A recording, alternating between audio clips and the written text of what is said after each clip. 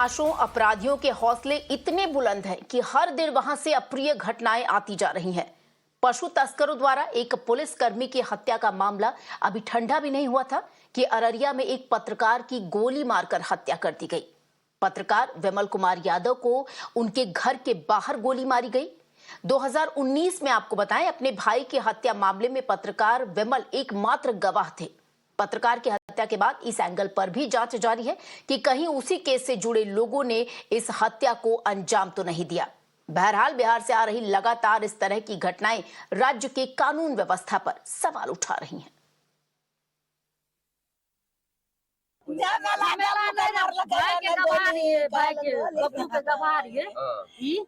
वहाँ एक बेर कहलकै रे, एक दिन एले कोर्ट में गवाह देले कि सजा करबै ले, ओइ सबके एकरा की कहलकै हमर नाम पर खतरा हुआ सकै छै।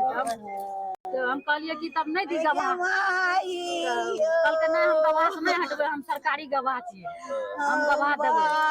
इतने तो बात तकर बाद सरपंच का हत्या हुआ तो उसका गवाह था। आज सुबह करीब 5:30 बजे रानीगंज बाजार अंतर्गत विमल जी जो दैनिक जागरण के पत्रकार हैं, 4 अपराधकर्मी उनके दरवाजे पर पहुंचते हैं और आवाज़ देते हैं। आवाज़ देने पर निकलते हैं घर से बाहर और वो गोली मार के और फरार हो जाते हैं। नहीं, देखिए, ये तो लोकतंत्र के चौथे स्तंभ पर एक हमला है और इसकी हम निंदा करते हैं। जब पत्रकार की जान इस तरह से जाएगी, हमारे इसको से ये पूर्णिया प्रमंडल के जो हमारे ये हैं पुलिस अधिकारी हैं अररिया के नंद किशोर यादव, उनकी हत्या गौ तस्करों ने कर दी, तो कानून तो कहीं न कहीं सरकार के हाथ से निकल चुका। लगातार रोज घटनाएं हो रही, हम इसकी निंदा करते हैं। अररिया में जिस पत्रकार की आज सुबह हत्या की गई है, वो पुराना रंजिश का मामला है और पुलिस अनुसंधान कर रही है, छानबीन की जा रही है कि जो हत्यारे हैं उनकी गिरफ्तारी हो सके और पुलिस त्वरित कार्रवाई करेगी। इसके पीछे जो पुराना रंजिश रहा है, उस कारण से हत्या हुई है, ये पुलिस ने बताया है। जो लोग विपक्ष के लोग हाय तौबा मचा रहे हैं, उनको इस पर राजनीति नहीं करनी चाहिए। पुलिस प्रशासन अपना काम कर रहा है, कानून का राज स्थापित है। कोई भी कानून तोड़ेगा, गड़बड़ी करेगा, उसे सलाखों के पीछे भेजा जाएगा। और सबसे पहले रुक कर लेते हैं, हमारे सहयोगी अक्षय का ज्यादा जानकारी ले लेते हैं। अक्षय, इस पूरे मामले में जो पत्रकार को बाहर बुलाकर पत्रकार को गोली मारी गई, हत्या की गई, इस मामले में क्या कुछ अपडेट आया? क्योंकि साफ तौर पर कहा जा रहा था कि 2019 के मामले में जब उनके भाई की हत्या की गई थी, उसमें एकमात्र गवाह थे। तो क्या ये निश्चित हो पाया है कि उसी केस से जुड़े जो लोग होंगे उन्होंने हत्या की है? पुलिस ने अभी इस बात को कंफर्म नहीं किया है, लेकिन हाँ कह रही है कि जांच जारी है और जल्दी ही पुलिस बता पाएगी कि आखिर ये 2019 का मर्डर केस जो उनके भाई का हुआ था वही वजह है या कोई और भी वजह है। क्योंकि बीते दिनों हमने देखा कि अररिया के जो एसएचओ थे समस्तीपुर में पोस्टेड, उनकी भी हत्या हुई और अब एक और हत्या। आए दिन बिहार में हत्याओं का दौर जो है वो आम होता जा रहा है, दिन प्रतिदिन ऐसी घटनाएं बढ़ती जा रही हैं और इसी के क्रम में एक और घटना जो है अररिया में देखी गई है। अभी पुलिस कुछ साफ नहीं कह रही है, लेकिन पुलिस को शक है कि 2019 के मामले में ही ये अपराधी जो है वो उनके भाई जो इकलौते गवाह थे इस मामले में, उनकी हत्या की गई है। जी अक्षय, आपका बहुत बहुत शुक्रिया इन तमाम जानकारी के लिए। तो बिहार में आपको बता दें, आए दिन इस तरीके की घटनाएं जो हैं वो सामने आ रही हैं, जो सीधे तौर पर बिहार में कानून व्यवस्था पर एक तरीके से सवाल खड़ा कर रही हैं। इसी खबर पर चर्चा के लिए हमारे साथ आपको बता दें मेहमान जुड़ गए हैं। बिहार बीजेपी के प्रवक्ता हैं डॉक्टर राम सागर सिंह और सुबोध कुमार जो जेडीयू के नेता हैं, हमारे साथ जुड़ गए। आप दोनों का सबसे पहले बहुत बहुत स्वागत है इस चर्चा में शामिल होने के लिए।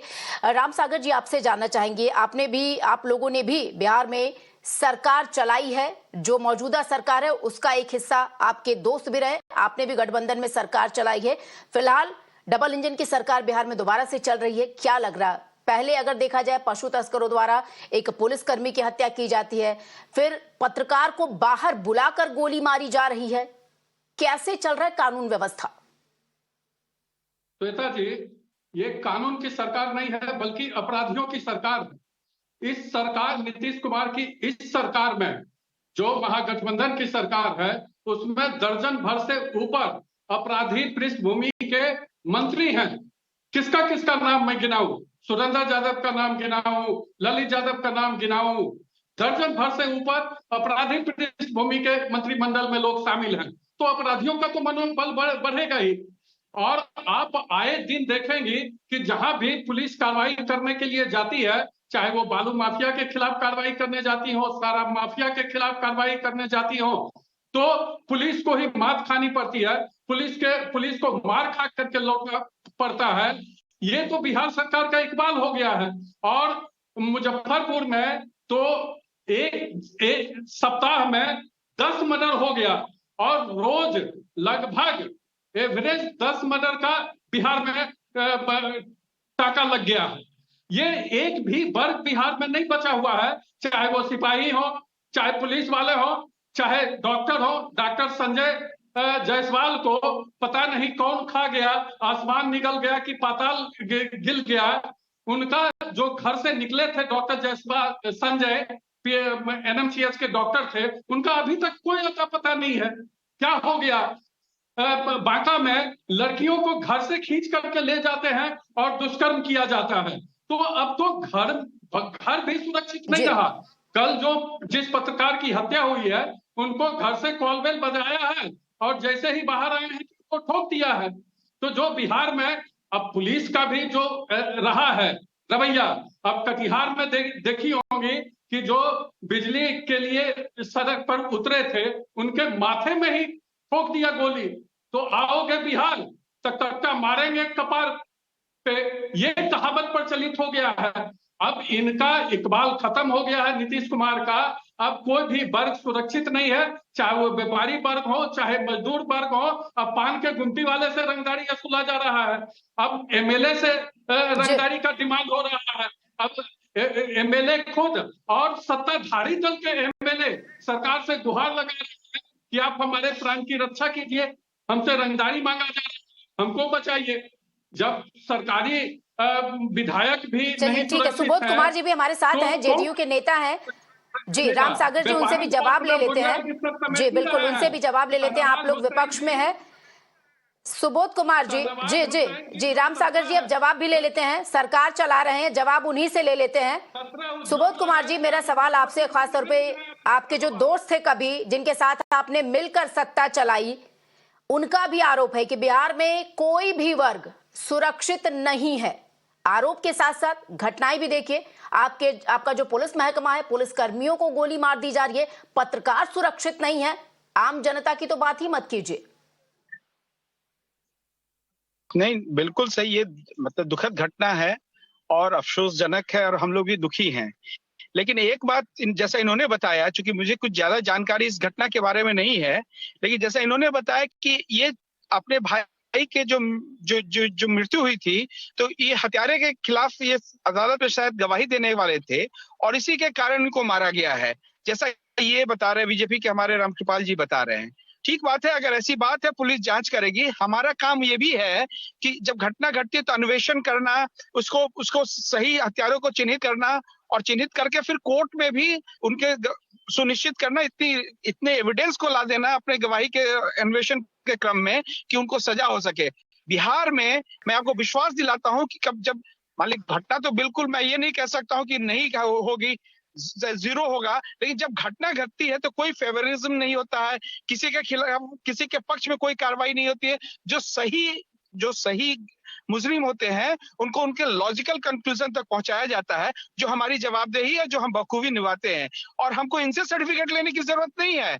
हमारे नेता को तो इनके प्रधानमंत्री जी ने खुद कहा कि अगर कोई, जिनको हम मैन ऑफ इंटीग्रिटी समझते हैं, जिनको समाजवादियों में हम जिनको हम अपने मतलब समझते हैं कि जिनके लिए एक शब्द उन्होंने बताया था कि जो पराकाष्ठा है, ईमानदारी के पराकाष्ठा है नीतीश कुमार जी, ऐसा माननीय